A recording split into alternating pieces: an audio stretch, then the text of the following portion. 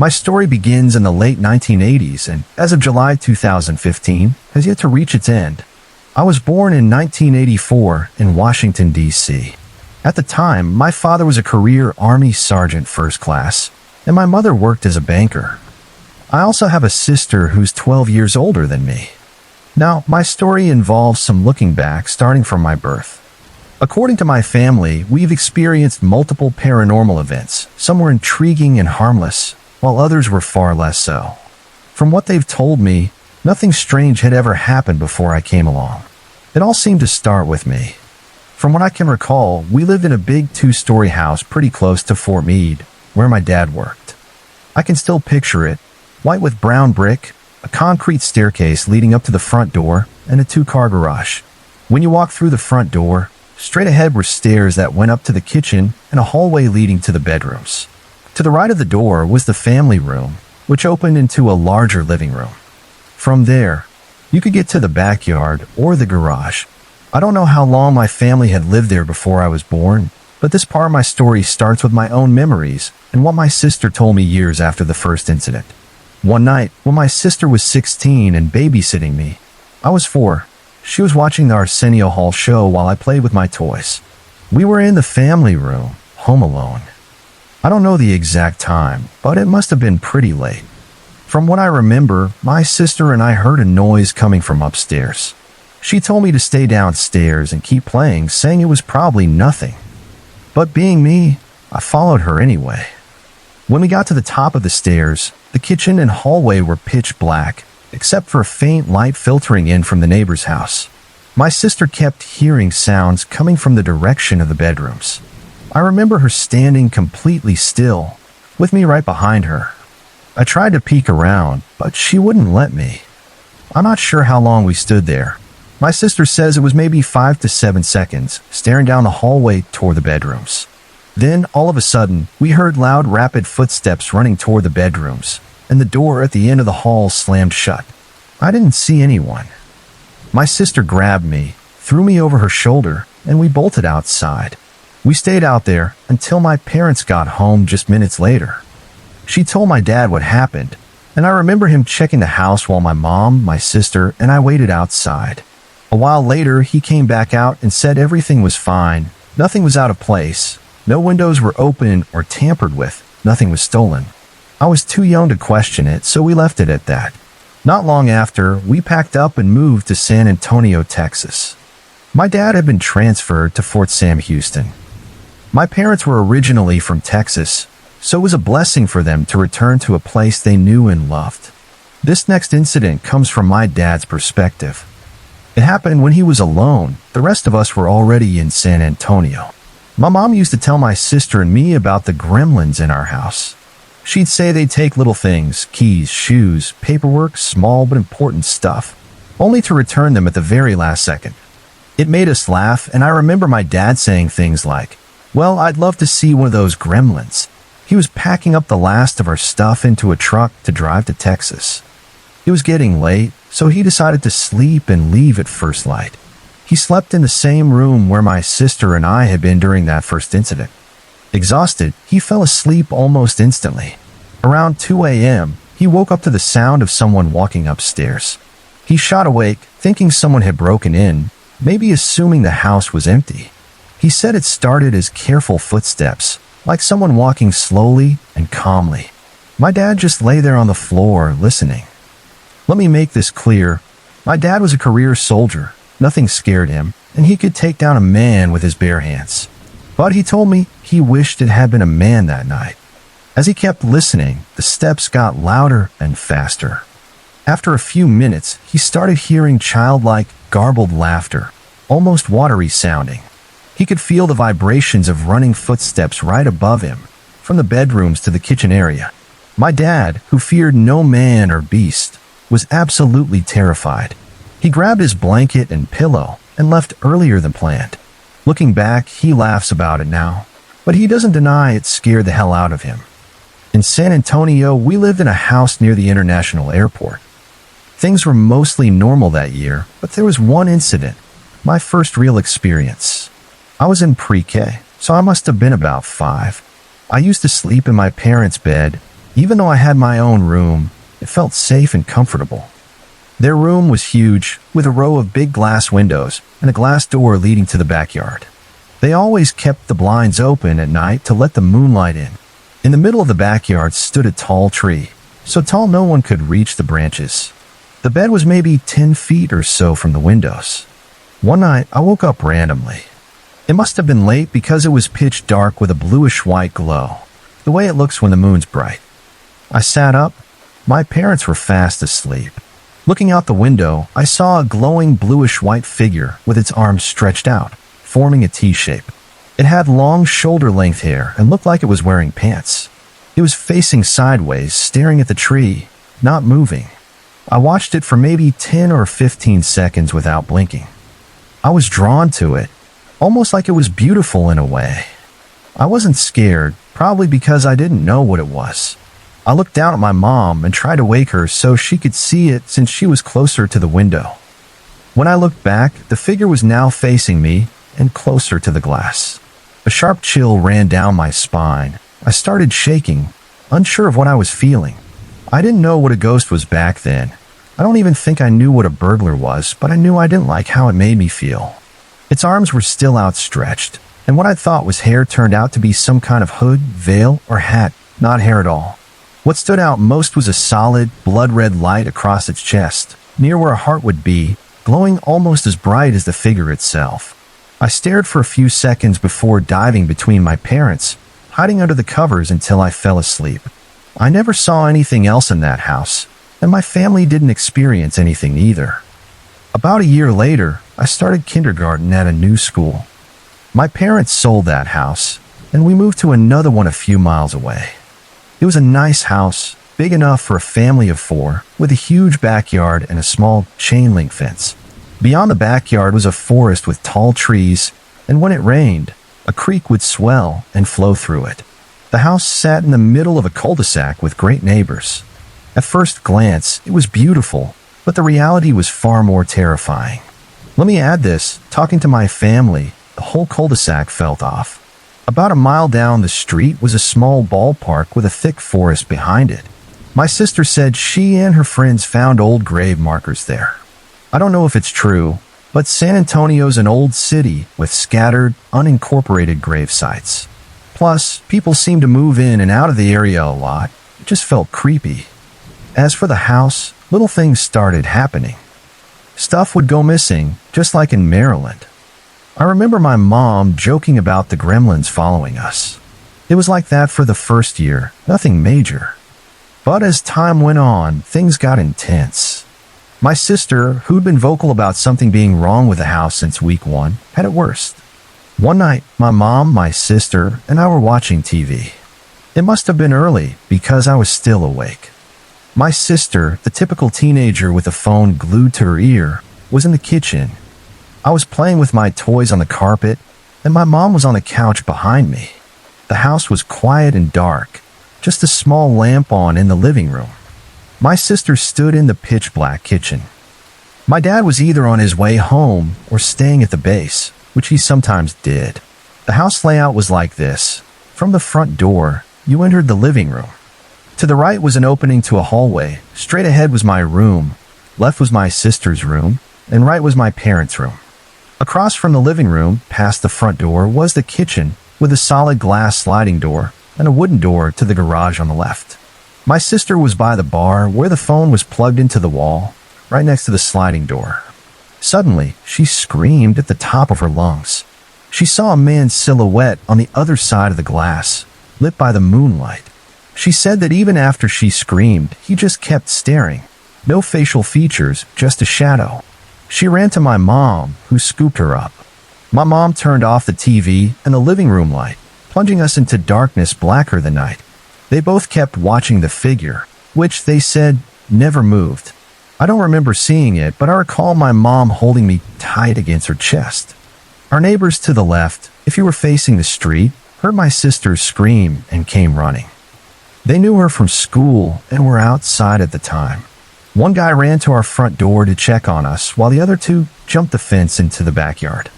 I don't remember much of this, so I asked my mom later. She said she ran to the door when she heard my sister's friend banging on it, asking if we were okay. She opened it, and he grabbed me and my mom and pulled us outside. My sister followed, and by then, the silhouette was gone. My mom called the police, who arrived minutes later. They took statements and investigated but found nothing, no sign of a burglar. My mom and sister told me years later that the two guys who ran into the backyard saw nothing, even though they jumped the fence within seconds and had a clear view. My mom and sister were staring at the figure when the guys leapt over, only breaking their gaze when the door was pounded on. If it was a burglar, there's a problem. He'd have had to sprint an eighth of a mile in the dark and clear the fence in under a second to vanish like that. Plus, it was early enough that people were awake. He'd have seen us in the house and heard my sister's friends nearby. Robbing us without being noticed would have been near impossible. To this day, neither my mom nor my sister thinks it was a robber. Sometime later, I got really sick with the flu. I missed school for a while, fever, feeling awful. The doctor said to rest, which was tough, but I tried. I was in first grade, and being a sick first grader sucks, especially when you're told you can't play. I hated it. I slept in my parents' bed during this time, and one night something bizarre happened, something only I experienced. My dad must have been at the base again. I was burning up, tossing and turning, crying from the pain in my arms and legs. I don't know the time, but it was late. My mom was in a deep sleep. Their room had two windows, one facing the neighbors to the left, the other facing the street. I was on the left side of the bed, closer to the neighbor's window, when I saw a shadow beam across the bed from that window. I can still describe it perfectly, even though it was over 20 years ago. It was a man wearing what looked like a Dick Tracy outfit, a cowboy-style hat, and a coat with a collar popped up. The weirdest part, when I turned to look at him, he'd move back out of sight. When I'd turn away, he'd creep forward, and I'd see his shadow again. He'd even shift to the other side of the window if he'd gone too far right. It was the strangest damn thing. I wasn't scared. I wanted my mom to see it. I woke her up, told her, and she bolted upright, terrified. She checked outside and inside, nothing. She said it was my imagination. I wish my dad had been there. He'd have believed me. It only happened that night, and no one else ever saw him. I never saw him directly, just his shadow. He taunted me all night, pacing across the window, stopping, moving back and forth, over and over. I must have looked at that window 100 times, trying to catch him clearly, but I never did. Eventually, I fell asleep. For years, I told people about it, and no one knew what to say. Answers ranged from a ghost to me hallucinating from being sick. In my 20s, I randomly remembered it and Googled black shadow with a hat out of curiosity. What came up made my hair stand on end. It returns something called the Hatman. Dozens of similar stories about a figure slipping in and out of sight, never fully revealing itself. Even scarier, there were drawings people had made. My chest tightened so much I couldn't swallow. I had no idea others had experiences so close to mine. Why me? Was it because I was sick? Because I was young? I researched as much as I could, but it left me with more questions than answers. People had written whole websites about this thing. Some said the Hatman was malevolent, linked to family issues, aggression, or premonitions. Nothing like that was happening to me. We were a happy family, even in a haunted house. I never felt anything evil from it, just that it was there. I called my parents and sent them what I'd found. My mom said something that jogged a memory I tried to bury. She mentioned the Hatman might be a premonition, then said, "I wonder if he was there for Michelle." This next part is heartbreaking. It was a terrible time for us all. Our neighbors to the right, if you were facing the street, were amazing. The dad was a Vietnam vet like my dad, a Marine. They got along great. He was an incredible guy. He bought me Final Fantasy, so of course I loved him. His wife was just as awesome, from Sweden, beautiful. Their daughter was an angel, gorgeous, kind, amazing. But something horrific happened one night that still brings tears to my eyes. She was about my sister's age, maybe a bit older, and had been dating an abusive guy. One night, during a date, he brutally murdered her in the woods on the outskirts of San Antonio. I was too young to attend the funeral and didn't fully grasp death. All I knew was she couldn't come over to say hi anymore. I'm 30 now, and I still miss her. I'm tearing up just thinking about it. Evil never rests. He apparently smashed her beautiful face so badly that makeup couldn't hide the bruises. Sometime after she was buried, my mom was cleaning her in my dad's bedroom, under the bed, when she saw a pair of legs. She thought it was my sister at first, but something told her it wasn't. She stood up slowly and saw her, our neighbor Michelle. She'd come to say goodbye to my mom. I remember coming inside from playing, and my mom was crying. She said Michelle had been there and had gone to rest. I wish I'd been inside to see her one last time. My mom doesn't like talking about it. She loved Michelle, we all did, but she found comfort knowing Michelle was at peace. That was the only benevolent event in that house, but it was the exception, not the rule. As time went on, more happened. Things went missing, constant bumps and thumps at night, shadows darting across the house. My sister once woke up feeling someone sitting or lying on her, pinning her down. Other times, she felt eyes on her whenever she entered her room. I knew better than to go in there. I had my own experiences. I never told anyone this because it was my first real encounter with something I knew wanted to hurt me. You don't forget that, but you try to. I was running around the house, my sister was out, my dad was fixing something in the garage, my mom was at work. It must have been summer since I wasn't in school. I went inside from the garage to grab my favorite toy, Jonathan the duck, given to me by the doctor who delivered me.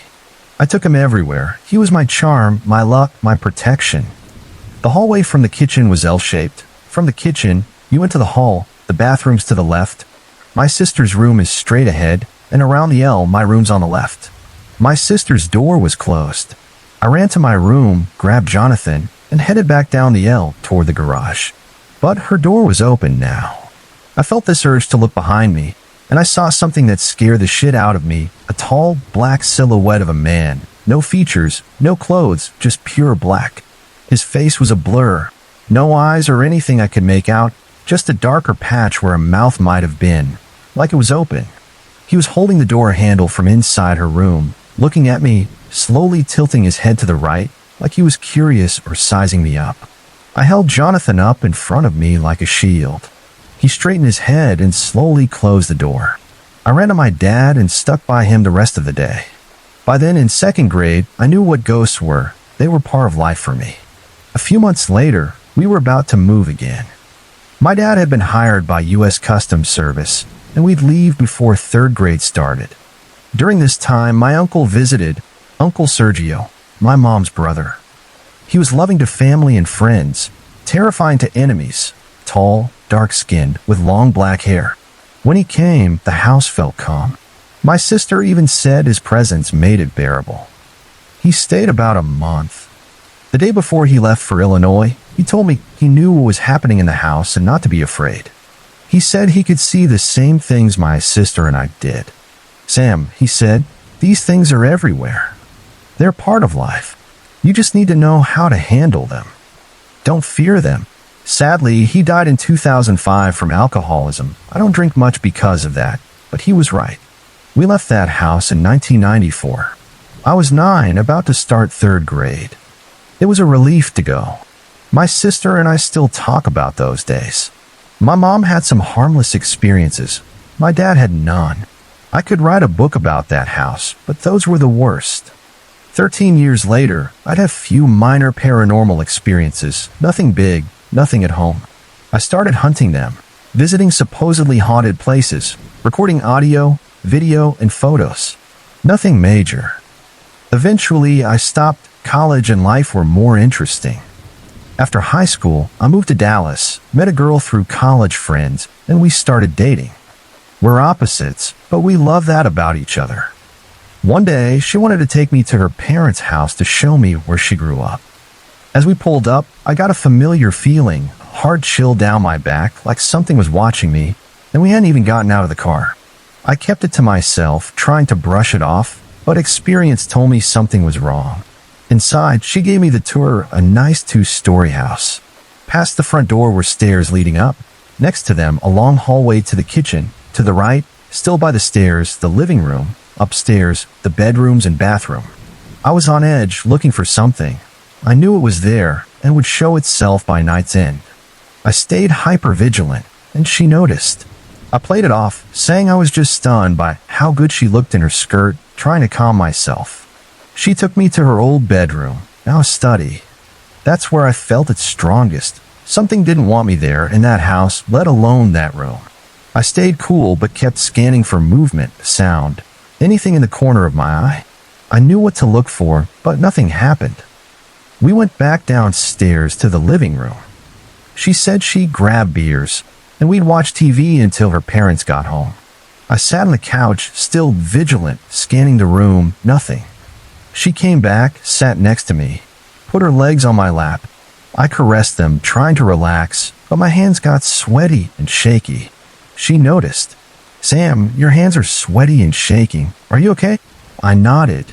"Yeah, I'm good." As we watched TV and sipped beers, I kept rubbing her legs. Then I saw it, a reflection in the living room mirror, coming from the front door by the stairs. It wasn't a person. We'd have heard someone on the stairs or opening the door. The hallway was dark, but this figure was darker. "Morgan, when are your parents getting home?" I asked calmly. She didn't know, but said soon. "So no one's here, right?" "No, just us." I kept my eyes on it while talking to her. After a minute or two, I said, "Morgan, how long have you known this house was haunted?" Her legs went cold, covered in goosebumps. "Sam, what are you talking about?" she whispered, scared. I moved her legs off, stood slowly, still facing the door, blocked by the short doorway wall. I crept over and saw the shadow looking back at me. We locked gazes, dark eyes, maybe not even eyes. It had depth mass like a person, but stood still, hands at its sides, no features, like a crash test dummy without a nose or mouth. My heart pounded, but I wasn't as scared as I expected. It was more like, leave us alone or do something. Morgan came up behind me, terrified, asking what I was looking at. She couldn't see it, but it was right there. She tugged my hand. I tried to stay focused, but she pulled me back. I glanced at her for a split second, and when I looked again, it was gone. She was freaked out. Instead of waiting for her parents, we left. She texted them that we'd meet them later, but we didn't. We went to my apartment. She spilled everything. As a kid, she'd seen shadows all over the house. Her religious parents hung Jesus pictures and crosses, and it calmed down but never stopped. It scared her, but nothing ever harmed her or revealed itself, except to me. She said visitors sometimes saw things too, but it had been a while. Her parents ignored it. I still wonder, why me, not her? Fast forward to 2011. Morgan and I had broken up long ago. I met another woman, got married, and had a son. My wife and I were separated, and it was New Year's. I had my son, barely 2, with me. My mom, dad, my son, and I went to Kyle, Texas, where my sister, her husband, and my niece live. My niece, 7 years younger than me, is like a little sister. We grew up close. Her friend was visiting too. It was a full house. My sister always said weird things happened there. Creaking doors, voices, nothing threatening. Having grown up with what we did, she's hypervigilant too. The house layout, from the front door, a main hallway, to the right, a smaller hall with 2 bedrooms and a bathroom. My niece's room closest, the guest room further. My sister said the guest room fell off, but nothing ever happened. It got worse after she and my brother-in-law started renovating. That's where my son and I slept that night. It was an uneventful night, fireworks, dinner, great, but no ghost talk. My son went to bed early, and being so little, I didn't want to leave him alone. I also had a bad feeling about that room from my sister's stories, even if nothing had happened. Absence of evidence isn't evidence of absence. I put him to bed, gave him chocolate milk to sleep. As I tucked him in, cuddling him, he stopped drinking, pulled the blanket over his face. Confused, I said, "Hey, buddy, what's wrong?" Patting his tummy, rubbing his head to get him to drink. I pulled the blanket off, he put it back, saying 2 words I understood completely. "Daddy, scary?" pointing at the window. I covered his face, grabbed my phone. Something was here, and he saw it. I wasn't afraid or confused. Those things came to me as a kid, but I won't let them near my boy. I took pictures, white orbs showed up. I grabbed him, ran to my parents, told them. After decades of this, they didn't argue or dismiss it. They knew. I told my niece and sister. We all started snapping photos, recording audio and video of dozens of pictures. Four had anomalies. One even looked like it was pushing us back. My son and I didn't sleep there. I kept him close all night. He's 5 now. Doesn't remember it, probably for the best. Since then, nothing's happened. Not at home, not anywhere, not yet. I hope it stays that way. I'm not psychic or sensitive, at least I don't think so, but I know ghosts and spirits are real. Some are kind, just want to be noticed or say goodbye and rest. Others want to hurt us, dominate us, make us fear them, and look over our shoulders. All I can say is this: there are things out there we can't, may not, or won't ever understand. So after you check your doors, windows, closets, attics, basements, and under beds for stalkers and lunatics, know there are other things hiding in the dark. These are the pictures from the incident with my son, in order, taken by me. The last one was by my niece. First, it's essential that I give you a little backstory, because the story I'm about to tell won't make any sense without it. My name is Elisa, and I live in the northern suburbs of Adelaide, a city in South Australia. I think it's also worth mentioning that I'm totally blind, and as a result, I get around with my seeing eye dog named Lacey. For those who might wonder how I'm typing this, I'm using the voiceover and dictation features on my iPhone. Where I live, it's pretty quiet. You don't see many people or cars out during the day. Overall, I'd say it's a nice area, and the crime rate is very low. Now, on to the actual story. This happened 2 days ago, and it was a pretty terrifying and traumatic experience. I was walking to the local shops with Lacey, my seeing eye dog. About halfway there, I was walking along the opposite side of the local school. My 13-year-old cousin, let's call him Thomas, spotted me and started talking to me from across the street. I couldn't hear him clearly because he was on the school oval, and there were a bunch of kids out there making noise. So when I heard him say, "Run," I thought it was just some other kid talking. But then he got closer to the edge of the school property and shouted, "I'm serious, damn it, run. There's 2 dudes gaining on you." That's when I started to pick up the pace a lot. I began running as fast as I could, my mind racing with questions about what I'd do if these guys actually attacked me. Would Lacey save me? Would she go after them? Would I have to defend myself? I've done a fair bit of self-defense training. My best friend is a national judo champion, and my dad's a black belt in karate. I was also a cross-country runner and now do tandem cycling, so I'm pretty athletic and can run long distances without getting tired. But back to the story.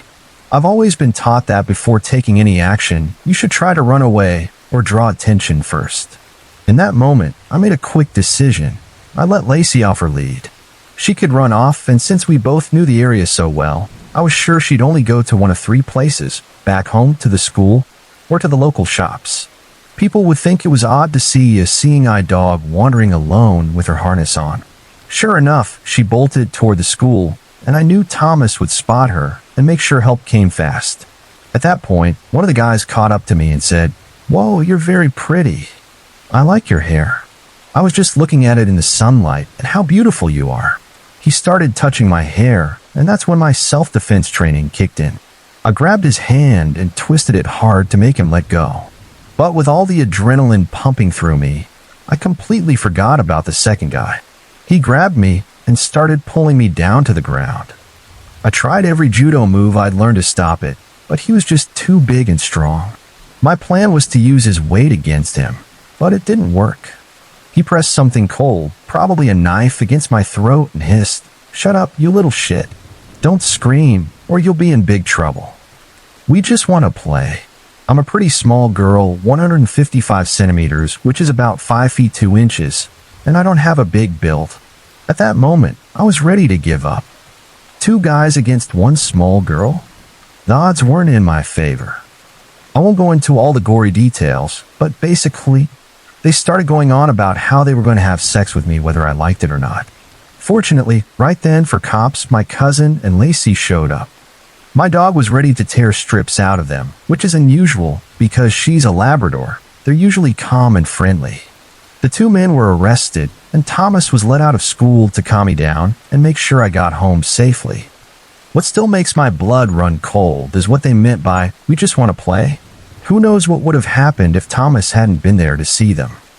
Who knows what would have happened if the cops hadn't arrived when they did? It's something I can't even think about. I've had nightmares ever since. I live in Wyoming and work night shifts at one of the local Walgreens. Since we're kind of a late-night pharmacy, we get some weird and unpleasant people fairly often, but I've been here long enough to brush it off most of the time. On this particular day, I went to clock in for my shift and noticed two Native American guys sitting at one of the photo kiosks, messing around with the Western Union. I thought it was odd how they seemed to be just lounging there, but I let it go and clocked in. Later, I overheard them talking to a manager, explaining that they'd have to try again later because the money they were expecting hadn't transferred yet. Sure enough, they came back after a while. That night, I was working the register and stationed in the photo section since it was still pretty early in the evening. There were still a decent number of employees around, finishing up some work. What felt off was when one of the guys came back in. He'd only left a couple of minutes ago. It's not unusual for people to forget something, so I said hi and didn't think much of it. But then I saw him plop down at the photo kiosk again, and he started chatting up Candy. He left after a bit, and Candy came over to fill me in on what he'd said. Apparently, he'd been complimenting her body, getting real descriptive and creepy about it. I told her to tell the manager, because that's borderline harassment. She did, but not much came of it. Candy can be dramatic sometimes, but she wouldn't make up something like that. Barely a few minutes passed, and that guy waltzed back in again. He talked to Candy some more, and after he left, she came over to me again. This time he doubled down on the creepy comments and even said he'd love to see what she looked like drunk. I'm 22, and she's only 18. I've been working here over a year now, and I'm as protective of her as I am of my little sisters. I was pissed off. I told her to tell management again, and then I went and told several managers myself that those two creeps needed to be banned. Our main store manager was hesitant to call the cops, though that is until we heard those guys were outside panhandling. That was bad enough, but what really set me off was that they were only approaching young girls. Candy got scared and asked one of the managers to go outside with her so she could move her car closer to the door. And guess who was out there, lingering over by the side of the lot where her car was parked? I was damn grateful they had no idea which car was hers. She came back inside, and since I knew she had to get gas after work, I told her I'd follow her in my own car afterward to make sure she was okay. After a while, it was just me, Candy, and our closing manager. Let's call him Josh. Thankfully, Josh took all this seriously. He was talking to Candy about the situation when, right then, the other guy walked in, making a beeline for the photo counter. Candy darted behind the counter to hide, and I shot a signal to Josh while I handed a customer her change back. Normally, we'd page a code, but since Josh was right there, I tried to play it cool and act normal. He caught on quick, marched straight up to the guy, and told him he needed to leave. He made it clear that next time, there'd be no warning. They'd just call the cops. The guy practically bolted out of there, and I couldn't help but smirk. That night, Candy's boyfriend took her home, and the next day, I drove her to work.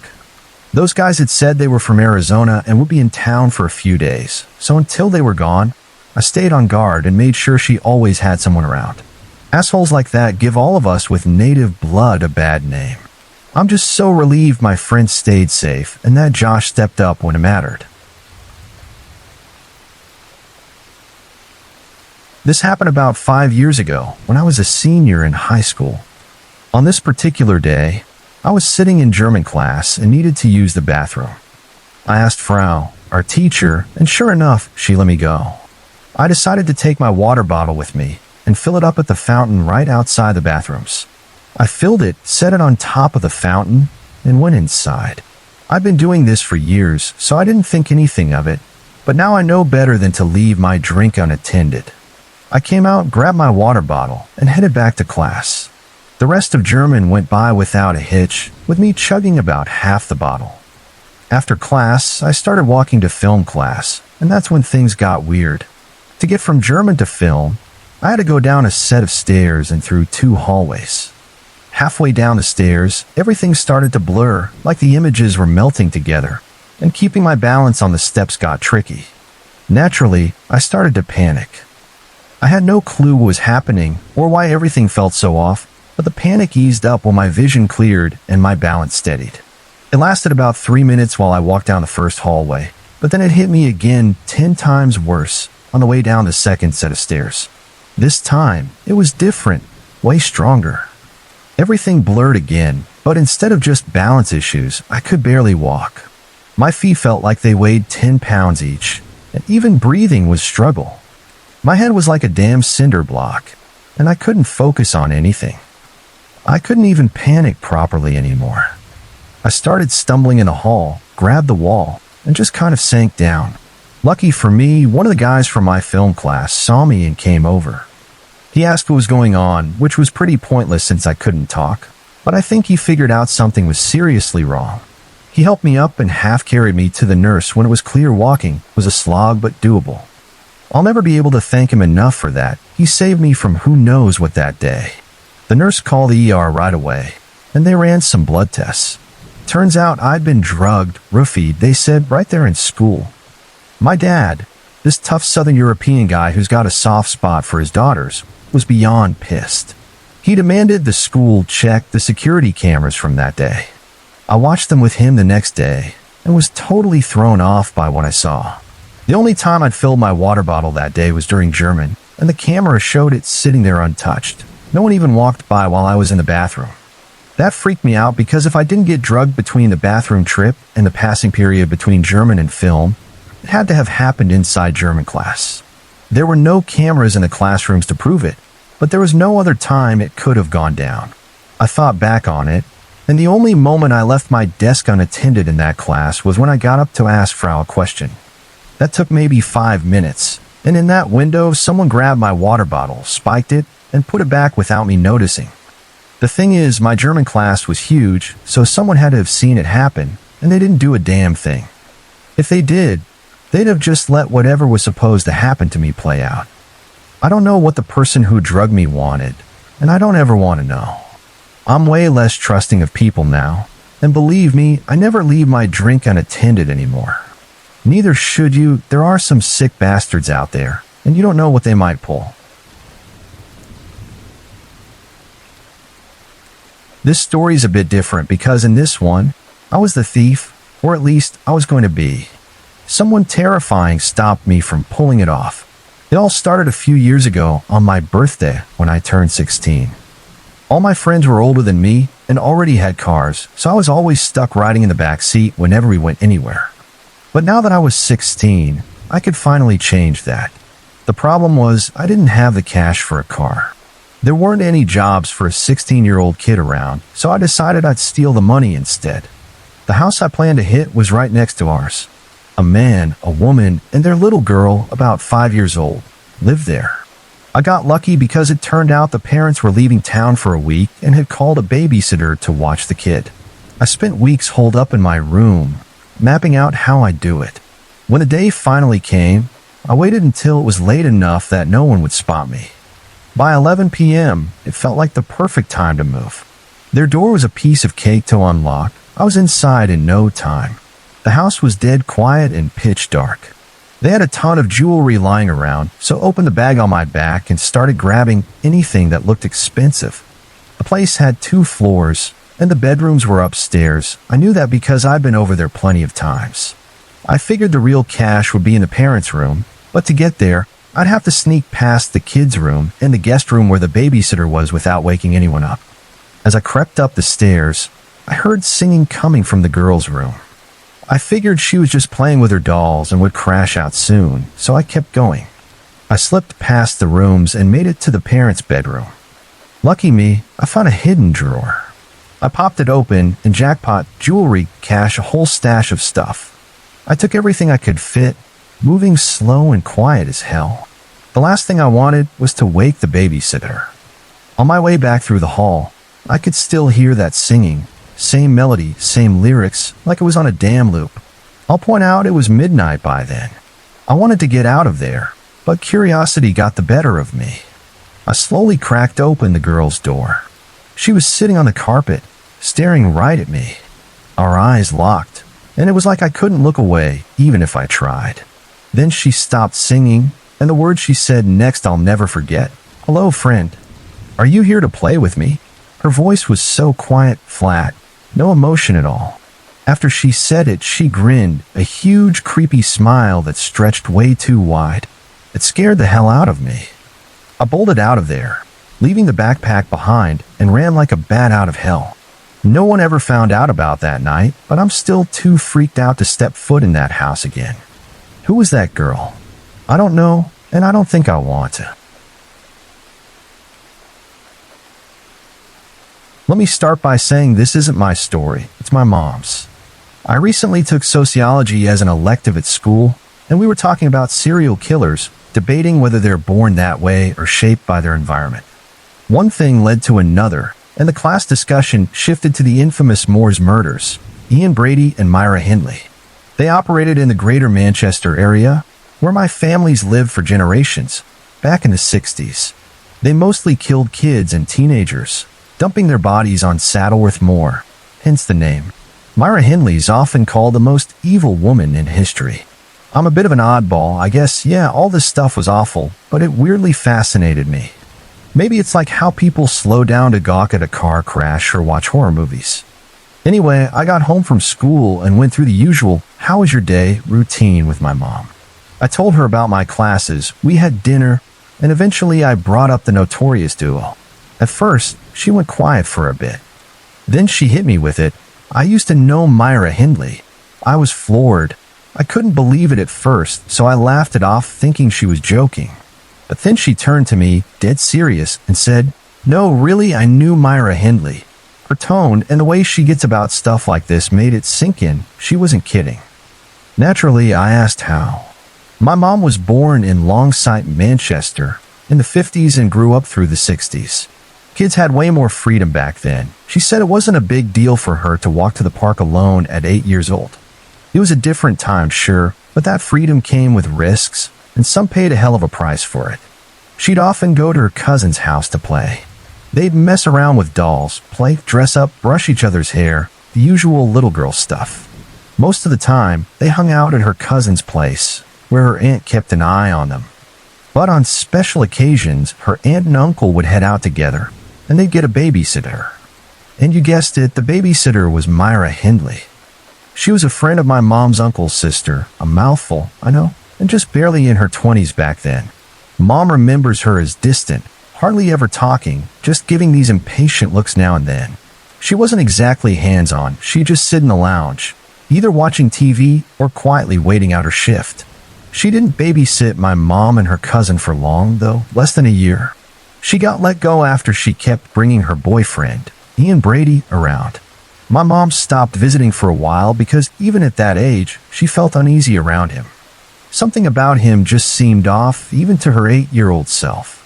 Even my grandma knew about Brady's criminal past. Word spread fast. Her aunt and uncle asked Myra to stop bringing him over, but she wouldn't, so they cut her loose. After that, my mom started going back. Her aunt's older son was old enough to watch them by then, and things went back to normal. Mom was glad to not feel scared or intimidated visiting anymore. About 2 or 3 years later, she and her cousin decided to hit the park one day. It was a 1.5 miles away, so they grabbed some change for the corner shop and headed out. They played on the roundabout, the slide, the swings, had a blast for a few hours. When it was time to go, they bought ice creams for the walk home.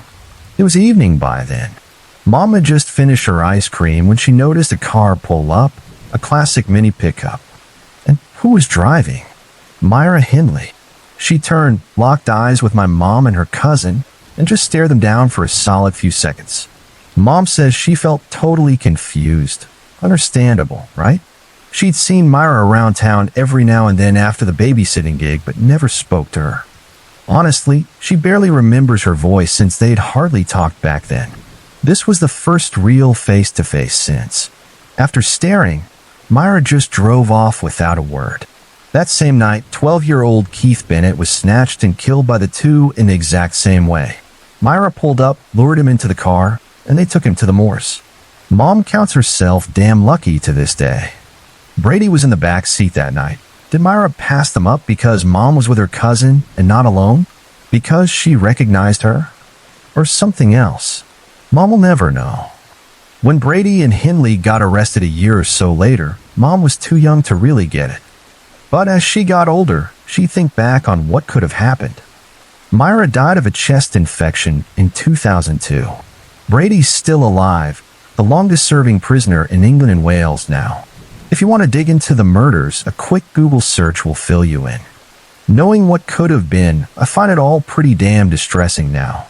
And so does my mom. I wanted to share this because it's a perfect example of how fragile life is. One tiny choice can rewrite everything. If whatever clicked in Myra's head that day hadn't stopped her, I wouldn't be here today. First off, my apologies for how long this is going to be. This story spans over 30-odd years, so please bear with me. It might seem hard to believe, almost impossible even, and probably a lot different from what you're used to. Though it may be tough to swallow, I assure you every word is true. I'm submitting this under a proxy to protect my identity because even today, I'd be in danger if I revealed who I am. But people need to know. Back in 1983, I was serving in the British Royal Air Force. I've been working there for 15 years and, if I do say so myself, had an outstanding record. I can't say much about where I was or what I was doing, but I was based in England. One day, I got a call from a friend. He sounded off and told me there were some people waiting to see me.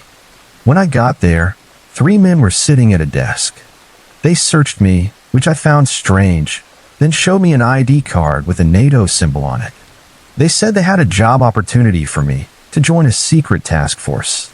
My operations would be classified, my regular hours reduced to 0, but for 9 months of the year, day or night, I could be called into action. I was intrigued and told them so. I expected paperwork, but they just stood up and said, "Come with us." We boarded a jet black helicopter and flew for about an hour. When we landed, it was pitch black, looked like they dropped me in the middle of a farm. We walked onto a concrete platform, and the guy who'd been doing the talking pulled out a radio, said something, and the platform started descending. When it stopped, there was a long corridor with a metal door at the end. They asked me to turn away while they unlocked it. No keypad or anything, just a solid door. Inside, it reminded me of NASA Mission Control. Screens everywhere, about 100 people in suits working at desks. They took me to an interview room and started explaining the job. The men looked at me as we sat down and said, "I'm going to tell you a bit about what you'll be doing. You can ask questions, but I might not answer them all." "Understand?" "Yes," I said, starting to feel uneasy. The place felt wrong. I had no clue where in the UK I was, and the guy talking had an American accent. "Your job, if you choose to work for us, will be to secure locations with little notice, waiting for our NATO cleanup team to arrive." "What exactly are we securing?" I asked, thinking maybe rogue terrorists. "All I can say is experimental technology we can't let fall into enemy hands." "Which enemy?" I pressed, thinking it was a simple question. He didn't answer, just shared a look with the others before continuing. "You'll find the pay generous and the hours flexible, but when called, you must respond immediately. We can only give about 45 minutes warning, and you'll need to join your team and fly to the location." I was interested. I've always loved a challenge. "Secrecy is paramount," he went on. "Your silence will be rewarded. Any breach of trust will be dealt with severely. You'll see the sensitive nature of this work as you go, and I can't stress enough how vital it is for your own safety that you keep a cool head and stay quiet." Out of curiosity, I asked, "What's the punishment for breaking that secrecy?" "Expecting prison." "I can't give specifics, but you wouldn't be seen again." The rest of the interview covered my training and skills, and in the end, I agreed. They gave me keys to a nice apartment in the city, a fancy new car, and for the first 2 months, I was paid a ton to sit around watching sports. Then one night at about 2:30 a.m., an alarm woke me up, a call to arms. I threw on my uniform and was out the door in 5 minutes. I headed to the base of operations. I'd love to say where it is, but more than one person has died digging into it, so for now, I'll just say it's very close to Wales. When I got there, I met my team, a great bunch of lads. I was shocked to see one with a nasty injury to his jaw, burned and patched up, a chunk of flesh gone. But aside from that, he was a solid guy. They told me to brace myself. We got radioed a location and took off in that same black helicopter. It was Sherwood Forest. We arrived within 45 minutes but couldn't land in the trees. I wanted to know what we were looking for, but they just said, "You'll know when you see it." Over the forest, I saw a tree on fire and smaller flames scattered around. We landed outside and secured the area, with strict orders not to touch anything. I've been told it was experimental stuff, but what I saw next is burned into my mind. It's why I'm telling this story. A man and a woman were lying on the ground, both with calm expressions, both dead in a horrific way. The man's genitals were gone, cut off precisely, smooth slices. His left side was slit open, his chest cavity hollow.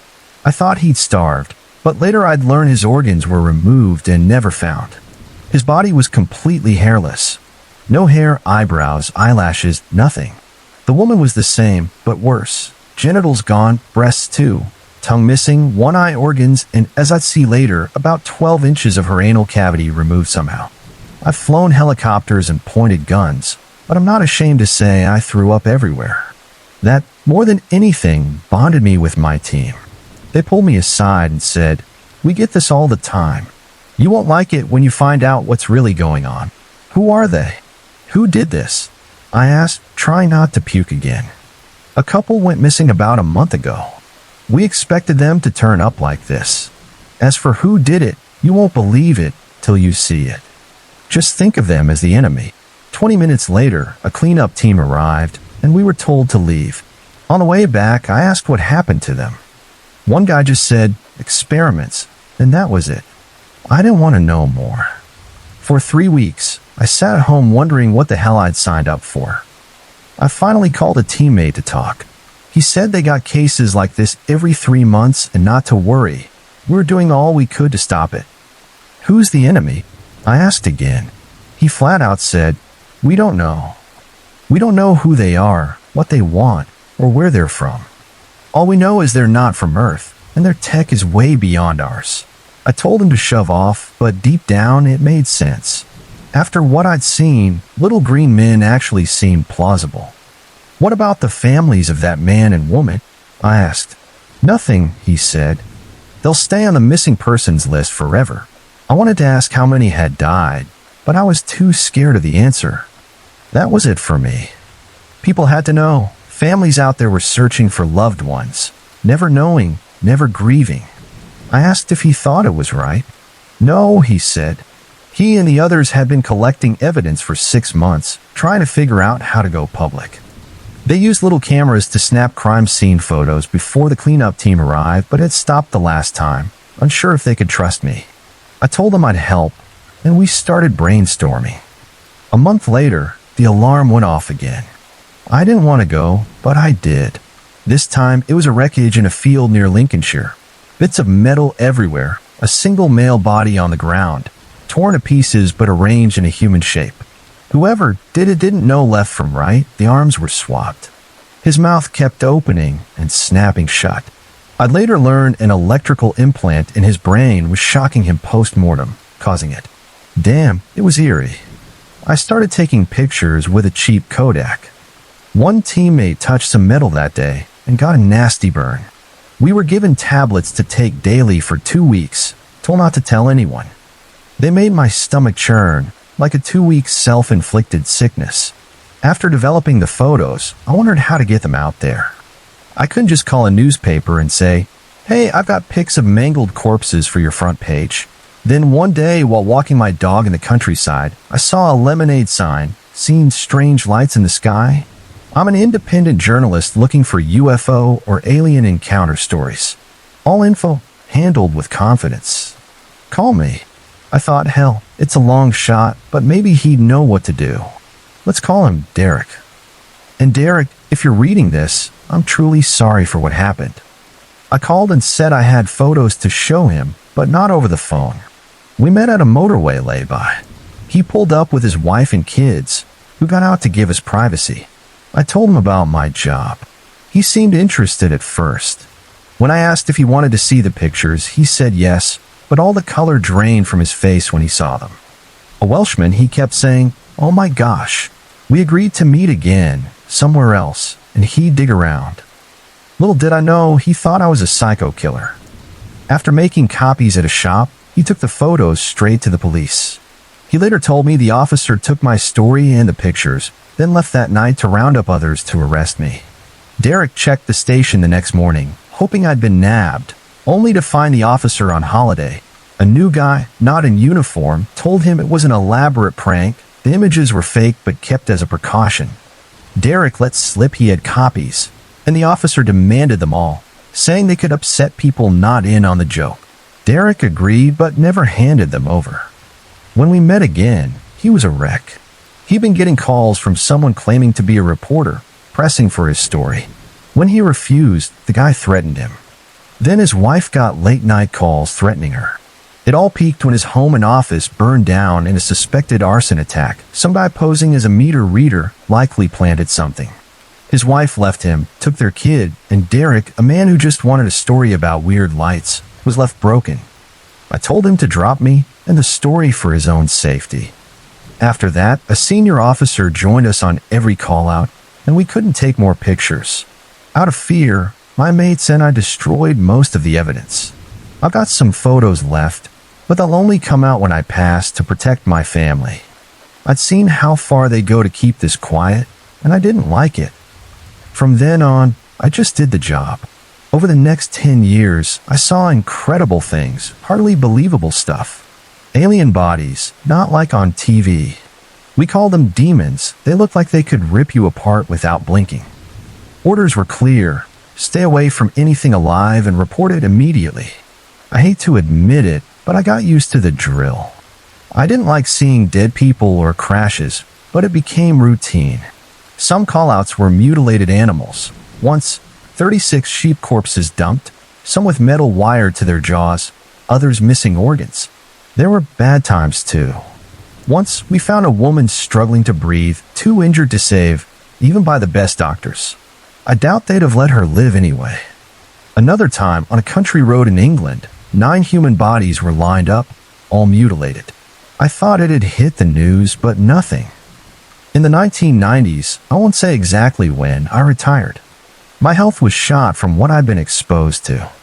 One nasty incident was a bright flash that left me and my team puking, then in hospital with acute liver failure. We recovered, but now only 2 of us are left. Retired, we're well cared for top-notch healthcare, which we need. It's no coincidence everyone on my team has had cancer at least twice.